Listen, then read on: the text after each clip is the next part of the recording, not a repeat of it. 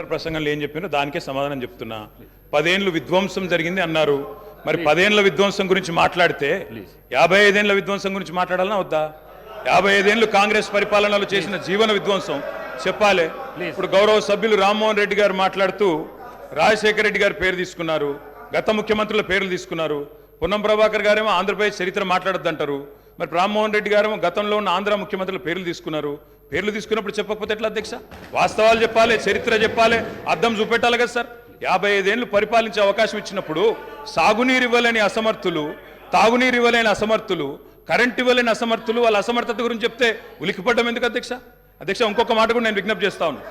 ఇది మొదటి రోజు అధ్యక్ష. మొదటి రోజే ఇంత ఉలికిపడితే ఎట్లా అధ్యక్ష? మొదటి రోజు ఇంత భయపడితే ఎట్లా? ఒక్కొక్క మంత్రి గారు లేసి అప్పుడే ఉలికిపడి మాట్లాడుతున్నారు. అంత భయం ఎందుకు సార్? అంత భయం ఎందుకు సార్? అధ్యక్ష, నిర్మాణాత్మక సూచనలు చేయాలన్నారు భట్టి గారు, వి వెల్కమ్ ఇట్. కానీ మీరు నిర్మాణాత్మకమైన గవర్నర్ ప్రసంగం ఉంటే, విధ్వంసంగా ఉండకపోతే, వాస్తవాలు చెప్తే మేము కూడా వాస్తవాలు చెప్పేటోళ్ళం. మా అధ్యక్షుడు స్పష్టంగా చెప్పారు, కొత్త ప్రభుత్వం వచ్చింది, తొందరపడకండి, ఒక 3 నెలలు సమయం ఇద్దాం, అట్రఫ్లాప్ అవుతారు ఎట్లాగూ, కానీ 3 నెలలు సమయం ఇద్దాం. ఎందుకంటే అధ్యక్ష చాలా చెప్తా, అవి కూడా చెప్తా. పాపం వాళ్ళ సభ్యుడే వాళ్ళని నిరికిస్తాడు.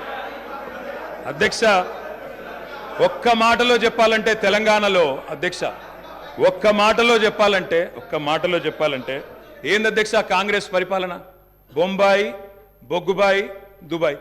ఆనాడు ఇదే కదా అధ్యక్ష. మొత్తం ప్రజలు వలసలు పోయే దుస్థితి, రైతులు మొగులు దిక్కు చేసే దుస్థితి, మొత్తంగా ఆఖరికి ఇవాళ అక్కడ కూర్చున్న ముఖ్యమంత్రి గారి సొంత జిల్లాలోనే గంజి కేంద్రాలు అధ్యక్ష. ఇందిరమ్మ రాజ్యం అంటే గంజి కేంద్రాలు, ఆకలి సావులు, ఎన్కౌంటర్లు తప్ప ఏముండే అధ్యక్ష? ఇది గొప్పగా చెప్తున్నారు అధ్యక్ష.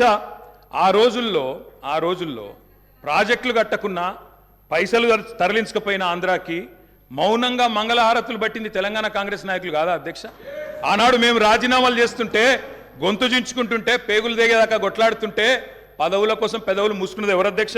ఇలా బాగా మాట్లాడుతున్నారు అధ్యక్ష. ఇంకొక మాట చెప్తా ఉన్నా, ఇదే శాసనసభ అధ్యక్ష, తెలంగాణ పదం నిషేధిస్తే ఒక్క కాంగ్రెస్ నాయకుడు మాట్లాడిండా అధ్యక్ష?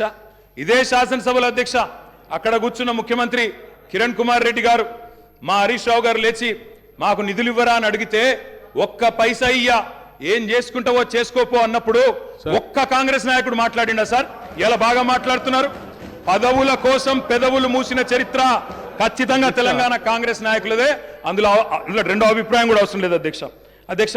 I'm not yielding sir. ఎందుకంటే మీరు నాకు రెస్క్యూకి రావాలా. మేము ప్రధాన ప్రతిపక్షం, 39 మంది ఉన్నాం ఇక్కడ. మాటికి ఒక్కసారి ఇంటర్ఫియర్ చేస్తే మాకు కూడా సమయం ఇవ్వాలా. మీరు మాకు కూడా 4 సభ్యులకు మాట్లాడే అవకాశం ఇవ్వండి. మాటికి మంత్రి గారు చెప్పడం ఏంటండి? సమాధానం చెప్పలేరా అధ్యక్ష? అంత భయం ఎందుకు? సమాధానం చెప్పలేరా అధ్యక్ష? సమాధానం చెప్పలేరా సార్? వీళ్ళు మా బట్టన్న కూడా ఇంత ఆవేశపడతాడు అనుకోలేదు అధ్యక్ష. ఎందుకంటే వారికి వాస్తవాలు తెలిసి కూడా ఇంత ఆవేశపడి అధ్యక్ష, గావు కేకలతో, పెడబొబ్బలతో, నోటికి గొంతు పెంచి అరిస్తే, గొంతు పెంచి దాడి చేస్తే, మందబలంతో శాసిస్తాననుకుంటే వాస్తవాలు కాకుండా పోవు సార్. పాలమూరులో గంజి కేంద్రాలు వాస్తవం, తెలంగాణలో నెత్తురు బారిన నేలలు వాస్తవం, నెర్రలు బారిన నేలలు వాస్తవం, కరెంటీ అని మాట వాస్తవం, 14 లక్షల వలసలు వాస్తవం అధ్యక్ష. ఇవన్నీ కాంగ్రెస్ పాలనకు తార్కాణాలు అధ్యక్ష, నేను చెప్పడం లేదు.